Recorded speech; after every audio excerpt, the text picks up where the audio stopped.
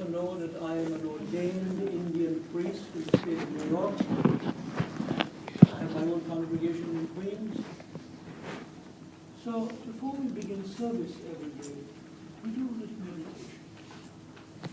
And I'm going to invite all of you to join in this very short meditation.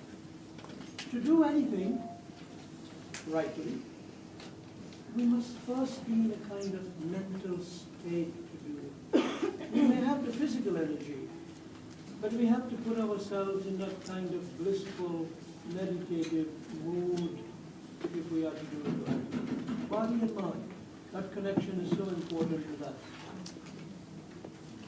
And everything we do, we recite the triple designation, Om, the first sound of creation. Tat, that, Sat, truth. We, in Hinduism, we worship truth. That's what we do. So I want everybody, we're going to do 3 Oms before we begin. Now I'll tell you how to do Om. Try to sit up right, everybody. Take a deep breath. You want the lungs to pull in the air. Take a deep breath. Up now is the incoming breath, and then prana, the outgoing breath. But right now, up. Everybody, sit up right. No way. Now, there's 2 ways we do all the energy that's to stay right, okay? And we sit up right because, you know, the base of the spinal cord. Called the what? The Kundalini. And up here is called the Muladhara. So when you sit up straight, the energy flows very nicely. Now, when we do meditation, when we do Om, take your fingers, put them like this, both hands. That's one way we can do it. And some people do it this way. But keep the index finger touching the middle finger. You can also do it that way. And very often we face the sun, and we do what is called a Surya Namaskar, and we bring the sun. So some people feel comfortable doing this, and some people feel comfortable doing it. And we'll do 3 Oms. And when we do Oms, we do 1 Om, we start, and then we can count 3 very slowly. 1, 2, 3. And then we do the second Om. Or we can count 5 a little more rapidly. 1, 2, 3, 4, 5. We do the second. Everybody. Oh, we're going to do this together. It's going to be so blissful.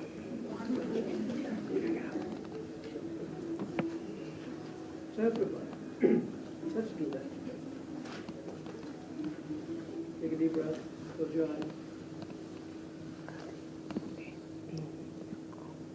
1, 2, 3.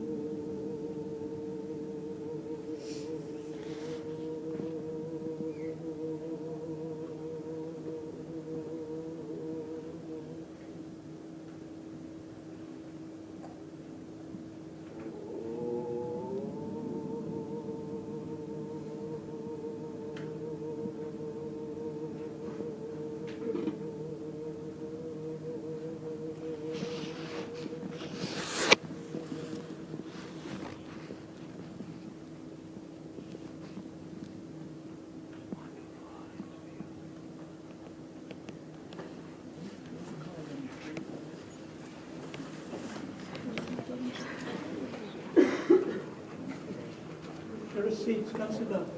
Everybody, come get a seat. Come on.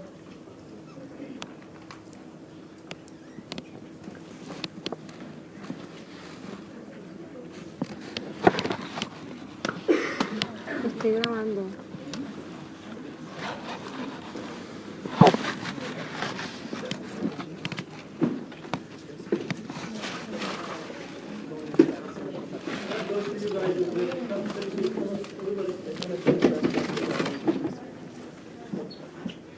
Nunca te presionar, dice el precio de la China que pide hacer algo que sabemos que no se puede hacer.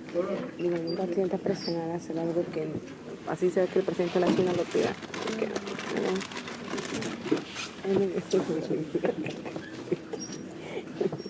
Claro que sí, ahorita que no hace falta.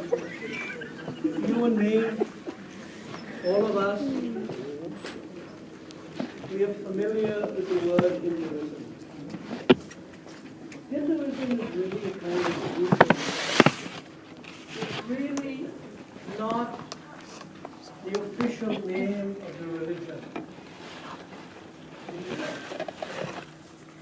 The official name of the religion is Sanatan. I'll spell it for you. S-A-N-A-T-A-N.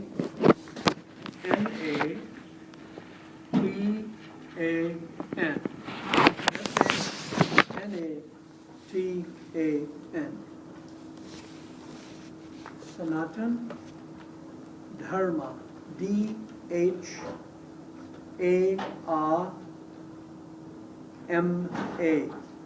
D-H-A-R-M-A.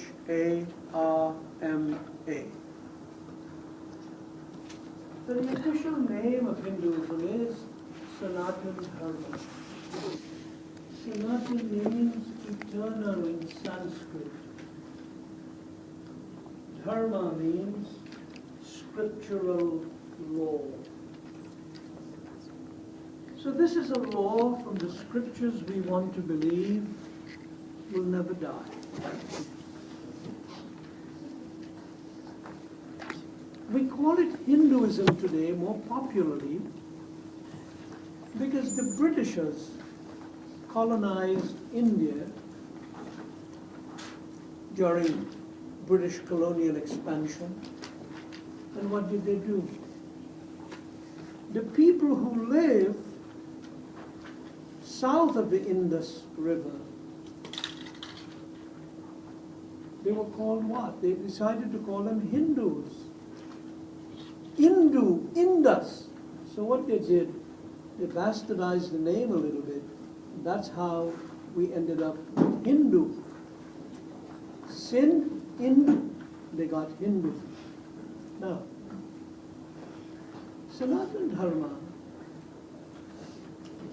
started around two cities, Mohenjo-daro and Harappa, around 4000 BC. Hinduism, or Sanatana Dharma, is the oldest organized religion in the world.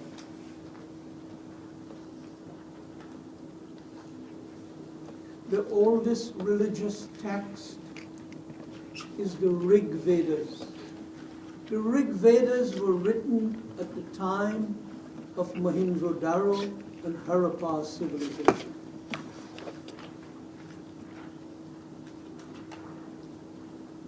Now, how did this religion begin?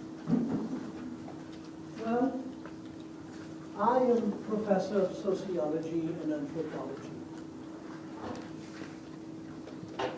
And in anthropology, there's a cultural anthropologist by the name of Alfred Kroeber. And Kroeber tells us in some of his work, he talks about the ecological perspective, ecology, the study of the environment. People are products of their environment. People who live in colder climates tend to be a little bit heavier. It's nature's way of insulating them from the elements. People who live closer to the equator are darker in skin. They tend to be more mesomorphic for the distribution of body heat. What kinds of foods do we eat? The foods from the environment. Point, we are products of our environment. Sanatana Dharma had a lot to do with the environment in which it was born.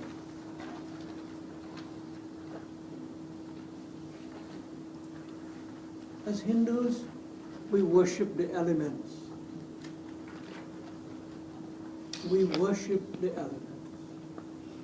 We worship fire, water, ether, earth and oxygen. Why do we worship the elements? Because Harappa and Mohenjo-daro, they were river cultures. And every so often, what would happen? The rains would come down torrentially and will flood the entire place. So the people prayed to the rain god. Every so often, the wind will blow and devastate everything in its pathway.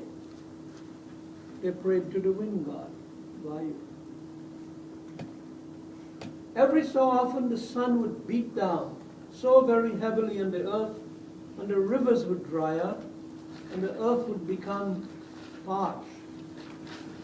They did what is called Surya Namaskar, Surya, the sun.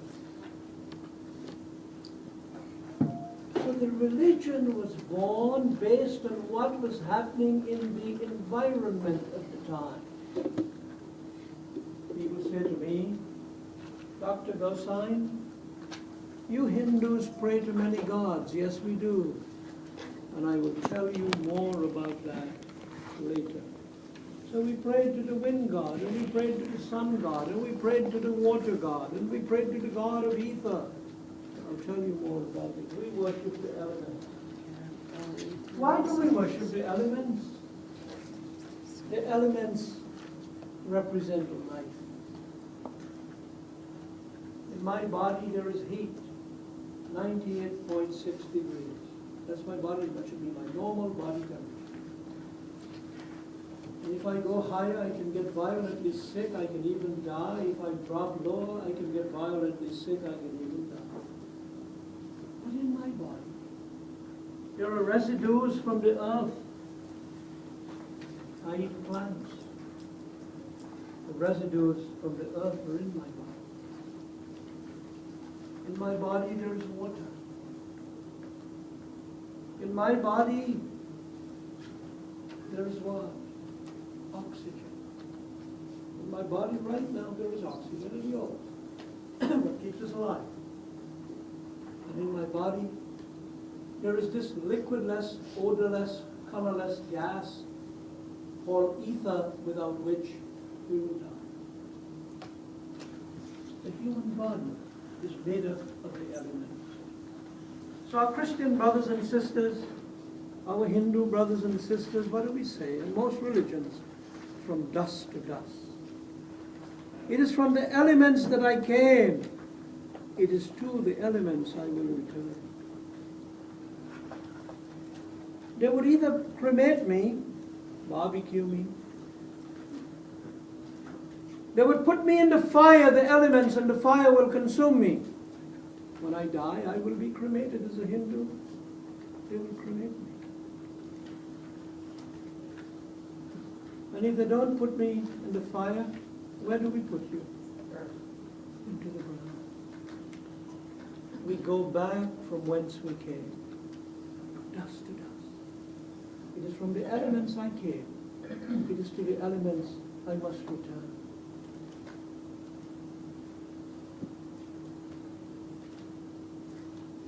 The Harappans, the Mohenjo-darians, they were people who were indigenous to the Indus Valley region. Very often you hear that they came from the outside. I have two friends, Dr. Mudwani and Dr. Hancock, who are doing a lot of work in this area. They were indigenous to the area. They didn't come from the outside. But European history has distorted so much. And we know that in many, many, many, many ways. Now, the Aryans, as Hindus, who was the Aryan? Was it Hitler's people? The skinheads? No. The Aryans were the Hindus. In the Bhagavad Gita, one of our scriptures, the warrior Arjun is an Aryan. He's fighting the war of the Mahabharata.